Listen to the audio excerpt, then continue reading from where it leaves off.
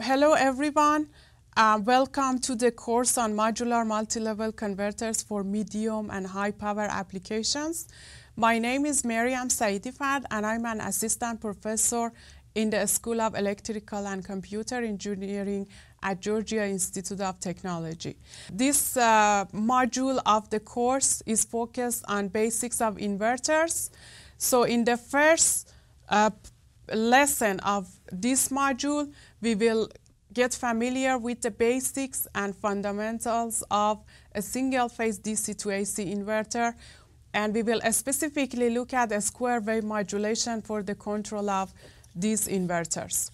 So if you look at the block diagram of a DC to AC inverter on this slide, the definition of a DC to DC inverter is a power electronics circuit which facilitates power flow from its input terminal in the form of DC to its output terminal in the form of AC.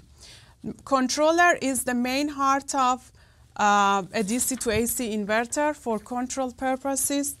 The controller is responsible for generating the gating pulses to control the semiconductor devices of the DC to AC inverter circuit. The link between the controller and the inverter circuit is established through the gating pulses, and for feedback control purposes, there are feedback signals that are measurements from the output and input quantities fed into the controller. They will be compared with their reference values, and by those comparisons, the controller will generate appropriate gating signals for the switching components of the inverter circuit. So the inverter circuit, the output could be in the form of single-phase AC or three-phase AC, depends on the type of the circuit. In this lesson, we are focused on the single-phase inverter, meaning that at the output, we will come up with single-phase AC voltage and current quantities for the load. So it depends on the type of the DC source at the input. If it's a DC voltage source, we call it a voltage source inverter. And if it's a DC current source, we call it a current source inverter. The focus of this lesson and this course in general is on the voltage source inverters, which are widely used in various sectors. So just to get an idea about the application of the DC to AC inverters, the DC to AC inverters are widely used in drive systems in various industrial sectors. They have found widespread application in industry. For example, they are widely used for fans in the mining and cement industry. They are used for pipeline pumps in petrochemical industries and for steel rolling mills in metal industries.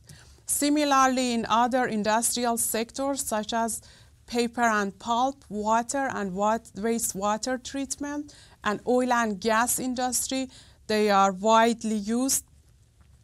In power generation sector for grid integration of renewable energy resources, these inverters are used as interfacing media to facilitate integration of these types of renewable energy resources into the power grid. In transportation systems, they are also used in various applications. For example, in aircraft systems, they are used for fly surface actuators. They are used for propulsion system of shipboard power system, and they are used for traction system of train systems. Now, these are the applications. Let's look at the basics of the circuit and its operation. So this slide shows the circuit diagram of a single-phase H-bridge inverter. As you observe on this slide, the DC terminals of the inverter are marked by plus minus VDC. These terminals could be connected to a DC power source, to a DC voltage source, to an energy storage or to a DC link. On the power circuit, we have two identical phase legs, phase leg A and phase leg B.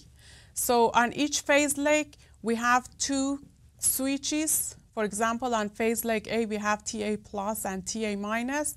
These two switches are controllable semiconductor switches, which are usually integrated gate bipolar transistors or IGBTs, or they are power MOSFETs.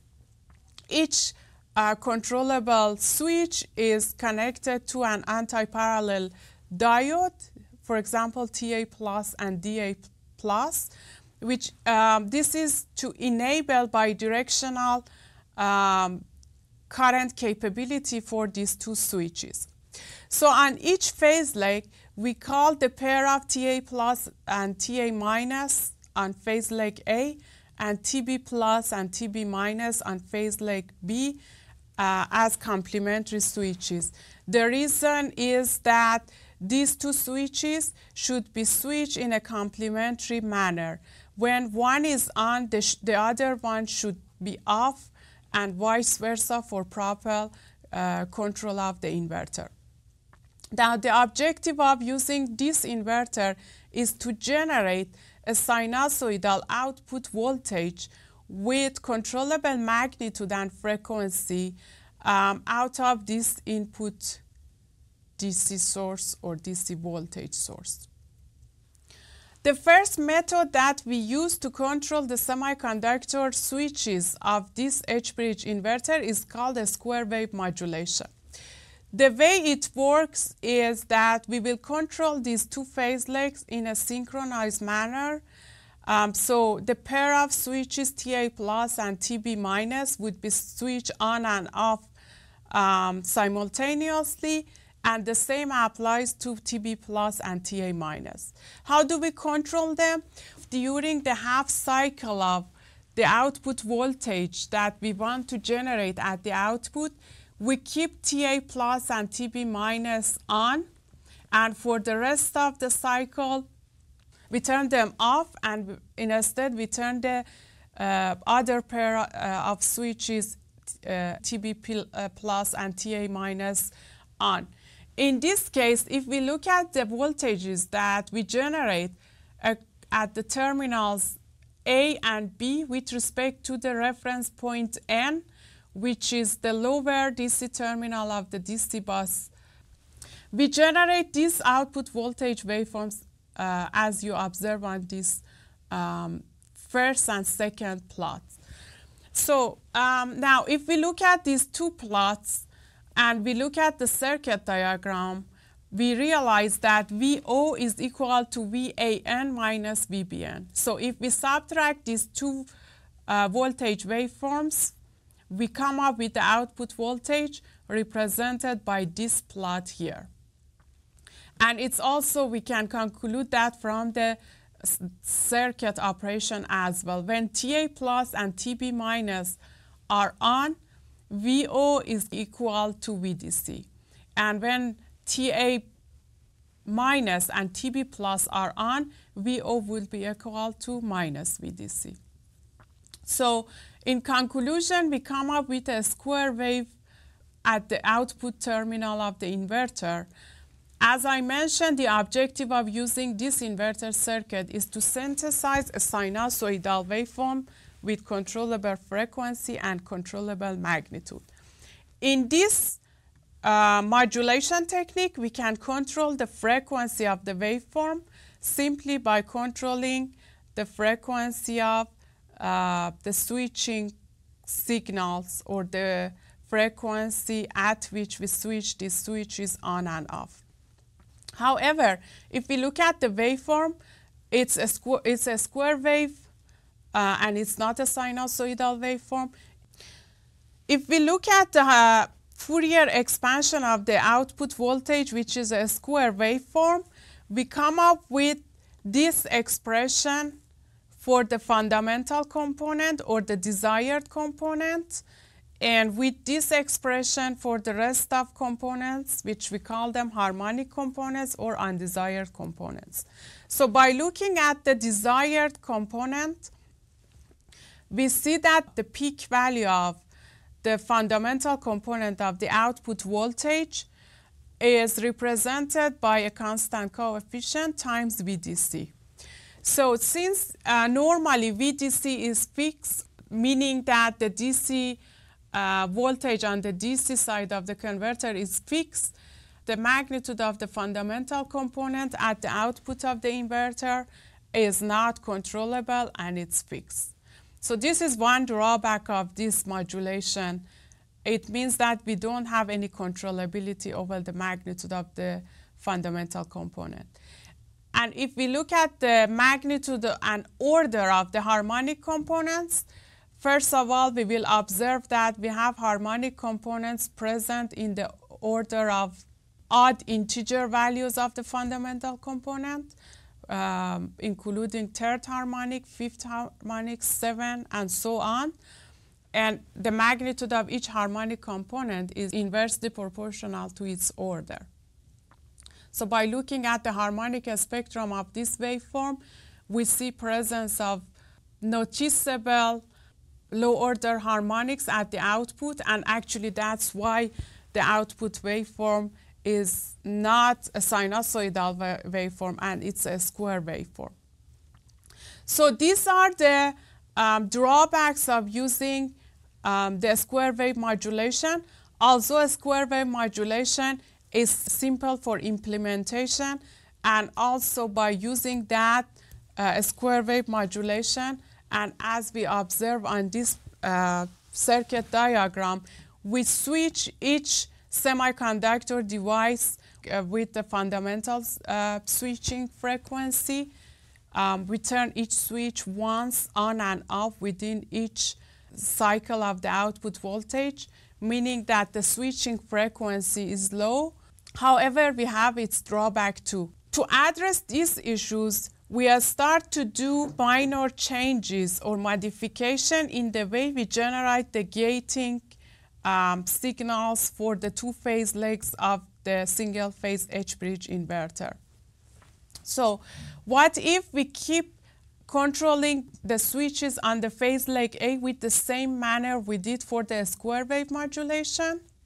And as a result, by doing that, the voltage of terminal A with respect to N would be a square waveform, being VDC for half a cycle and 0 for the rest. But for phase leg B, with the same pattern, but with introducing a delay angle of alpha, we come up with the same square wave voltage VBN, but with a delay angle of alpha. And since the output voltage is subtraction of VAN and VBN, by subtracting these two voltages, we come up with the output voltage, which looks like this waveform as you observe on this plot. Now, if we look at this waveform, it's slightly different from the square wave that we generated with a pure square wave modulation. And if we look at its Fourier series expansion, we can express the fundamental component and harmonic component by this expression that you see here. For the fundamental component or desired component, H is equal to 1, where H is the order of the harmonic component.